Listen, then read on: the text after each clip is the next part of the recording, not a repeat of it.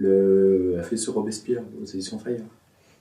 Parce que, à un moment ou à un autre, il faut prendre l'histoire de France telle qu'elle est.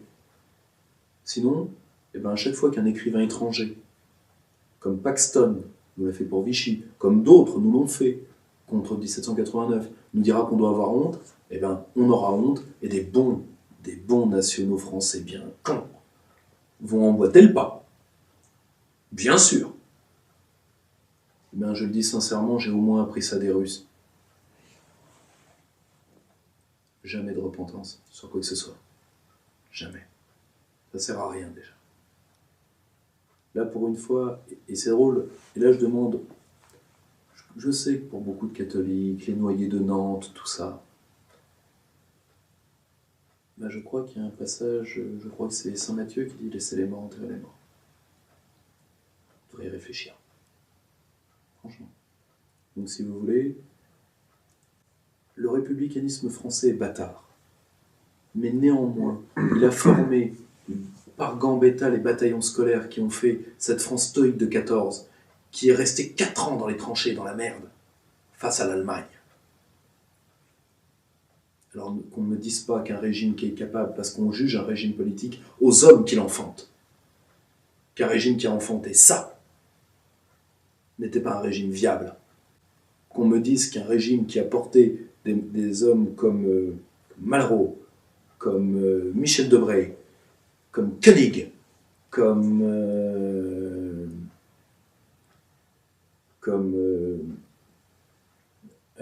Mesmer, n'était pas lui aussi un régime viable. Voilà. On juge un régime à ce qu'il crée. Alors, qu'on ne juge pas l'idéal de la République avec un grand R par rapport à Chirac, à Sarkozy, oui, parce qu'on peut et à Hollande. On peut le juger par ce qu'il est devenu aujourd'hui. Est-ce qu'on doit juger l'institution monarchique par Louis XV ? Répondez-moi. Louis XV, grand roi, qui a dû être enterré de nuit, je vous le rappelle. Enterré de nuit parce que le peuple voulait sa tête. Déjà. Là, le peuple, c'est le peuple qui le voulait. Ensuite, il y a des choses que Louis XV a fait qui étaient positives, mais qui étaient beaucoup trop techniques pour être visibles. Et pour beaucoup de gens, c'était une régression. Nous avons eu des rois feignants. Nous avons eu Louis XV. Même le brave Louis XVI, qui était si mignon, le serrurier. Il était si mignon. Il fait la guerre des Amériques. Et vous savez pourquoi vous savez pourquoi la guerre des Amériques a lieu ? Parce que les colons anglais ne veulent plus de la logique de la puissance britannique. La puissance britannique est une logique réticulaire, c'est-à-dire partout nous mettons des bases, et à la fin l'océan est à nous. L'intérieur des terres ? Pourquoi faire ? Il n'y a rien là-bas. Il y a des peaux rouges des Français et des Espagnols. Et pour eux, en plus, comme les Français s'acoquinaient avec les Indiennes, et qu'il y avait des Indiens qui servaient dans les troupes de guerre françaises sous uniforme, pour eux, c'est quasiment de la zoophilie. Donc ils n'allaient pas se frotter à ça. Et les colons anglais voulaient extirper les Indiens, qui pour eux n'étaient qu'une seule et même chose. Et le roi George leur a dit non. Non, je vous l'interdis. C'est à cause de ça que commence la Boston Tea Party. C'était pour commencer ce qui allait suivre, les French Indian Wars. La fameuse guerre où les Anglais nous foutent dehors d'Amérique. Comment elle s'appelle dans les manuels scolaires américains ? French Indian Wars, contre les Français et les Indiens. Parce que pour eux, c'était une seule et même chose. Pourquoi ? Parce que la plupart des tribus indiennes étaient de notre côté. Tout comme plus tard, la plupart des tribus indiennes seront du côté des sudistes. Parce qu'ils savaient trop ce que les nordistes voulaient leur faire. Voilà. Le dernier général sudiste à se rendre est un Indien. Il dit jamais ça. Ça change un peu l'histoire des États-Unis. Or, si vous voulez, d'avoir ce genre, Louis XVI, il a participé donc à la perte que nous avons eue, en tombant dans un piège grossier, qui était de subventionner une guerre qui, en fin de compte, était faite contre lui. Alors on balance 1000 ans de monarchie à cause de ça ?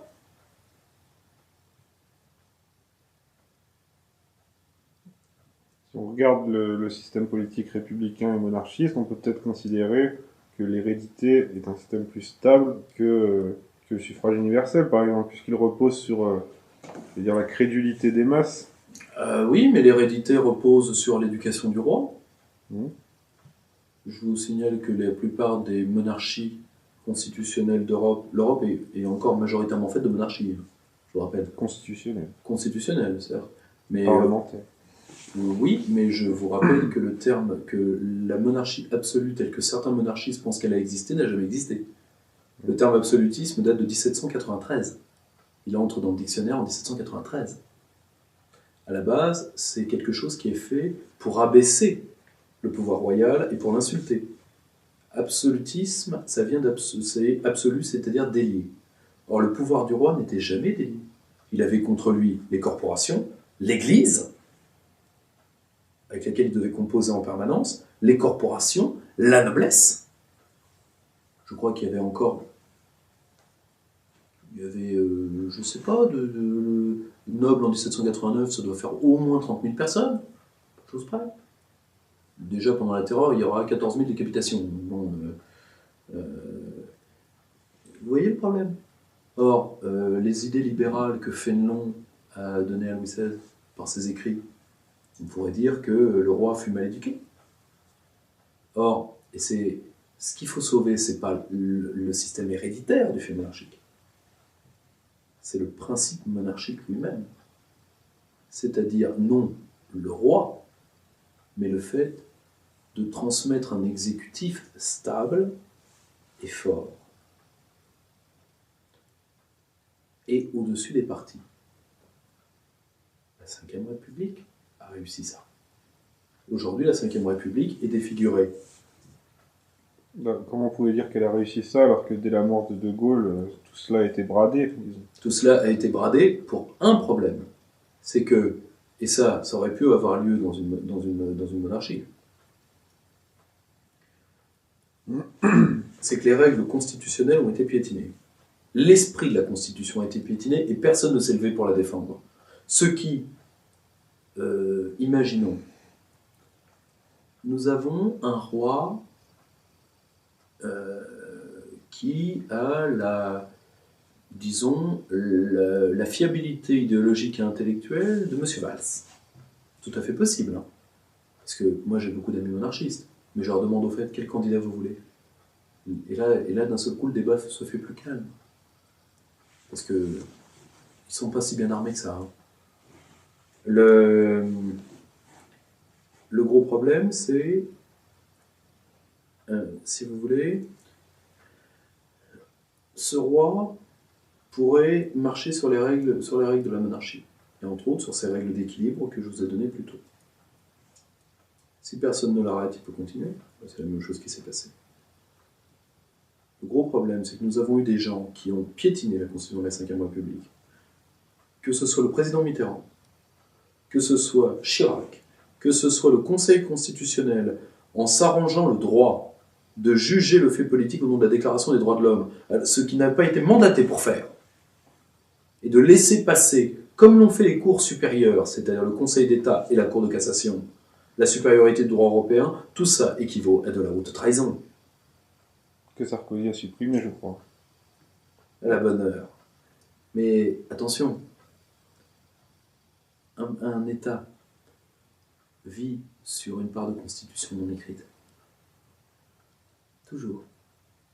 L'Angleterre n'a pas de constitution écrite, elle a néanmoins une constitution matérielle.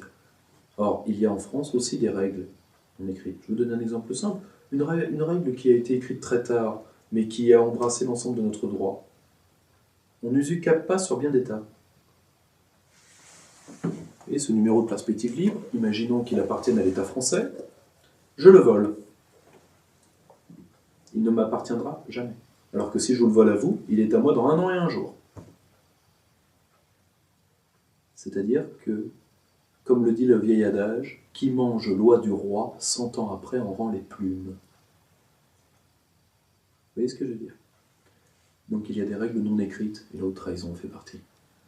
Croyez bien que quand les juristes de la France libre ont ressuscité d'entre les morts le terme de dégradation civique qui datait de 1792, je crois, à vérifier, 1791, 1792, pour éviter d'avoir à pendre tous les traîtres qui devaient être pendus en 1944.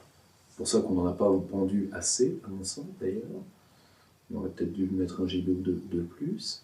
Mais cette règle-là n'existait pas. Elle n'existait plus. Elle était endormie. Nous l'avons réveillée et ça a évité un bain de sang en 1944. Bien. Si vous voulez, vous savez, d'ailleurs, ce que vous dites est vrai, mais il reste encore le titre 5 du Code pénal, je crois. Atteinte aux intérêts vitaux de la nation. Alors, croyez-moi, ils n'ont pas tout enlevé. Ils n'ont pas tout enlevé. Et de toute façon, à leur place, je ne le ferai pas. Parce que s'ils enlèvent les mots pour le dire, il reste la chose. Et si vous enlevez les règles qui permettent l'établissement d'une justice et donc des droits du contradictoire et de tout ce qu'un appareil judiciaire porte avec lui, eh bien alors vous ouvrez la voie à la justice de fait. C'est moins sympathique. C'est plus expéditif aussi, mais c'est plus brutal. Attention, je n'appelle à rien, je ne souhaite rien, je dis juste que plus vous empêchez des gens de compter vos responsabilités par l'état normal, plus vous renforcez l'état d'exception. C'est normal, c'est logique. Bon. Voilà. À un certain moment, il faut passer à la caisse. Là, c'est une question que j'ai également posée